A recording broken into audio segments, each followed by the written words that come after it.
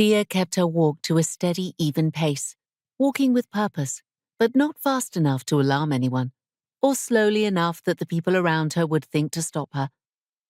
There was an almost visible tension in the air after the recent Ageless murders, and the city's residents were paying closer attention than normal to what the watch members were doing. The sight of a watch uniform speeding through the streets during the day would draw the wrong kind of attention. The pace she had chosen was a fine balance, but so far it had been working. She'd been able to keep an eye on what was happening around her, and also hear snippets of conversations among the groups of people she passed. The streets she was walking on were packed earth, not cobblestone, and sticky with mud after rain the day before. The rain seemed to have captured all the worst smells of this part of the city, from the foul smells from a nearby open drain to the stale, musty odor of old sweat and unwashed clothes and bodies.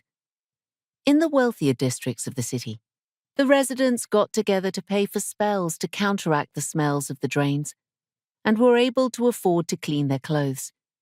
But this was Highfield, where the poorest residents of the city made their homes, many of them crammed into tall, overcrowded buildings, badly in need of repair.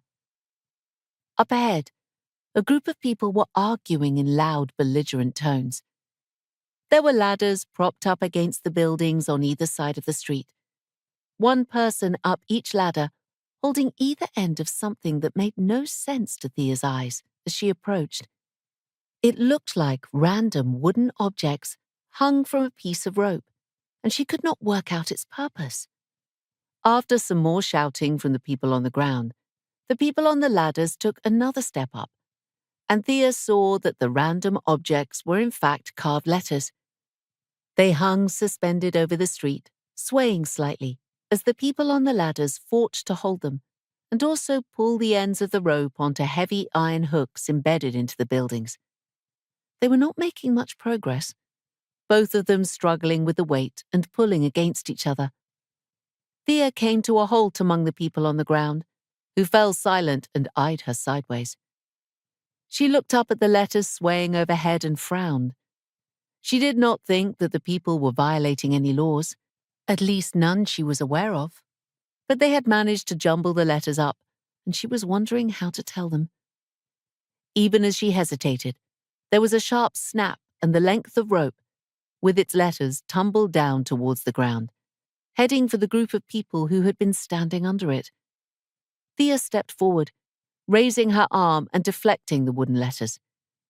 The impact and weight of them thumped against her forearm, side, and leg. She would have bruises, but she would survive and she would heal.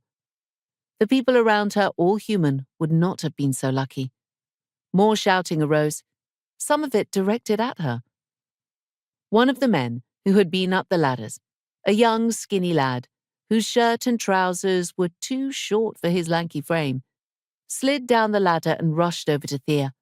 "Mom, are you all right? I'm sorry. The rope snapped." "I'll be fine, thank you," Thea said, lowering her arm. Two of the letters in the rope had got tangled around her forearm, and she unwound the rope, letting it and the letters fall to the ground. "Is anyone hurt?" No thanks to you," one of the older men, one of the shouters, told her, glaring at her. He was much shorter than she was, making up for his lack of height with his self-confidence. He puffed out his broad chest, tucked his thumbs into his wide waistband, and scowled, heavy eyebrows drawn together. The crown of his head was bald, a thick and wiry thatch of hair circling his head, nearly joining with his eyebrows. "What did you do to make it fall?"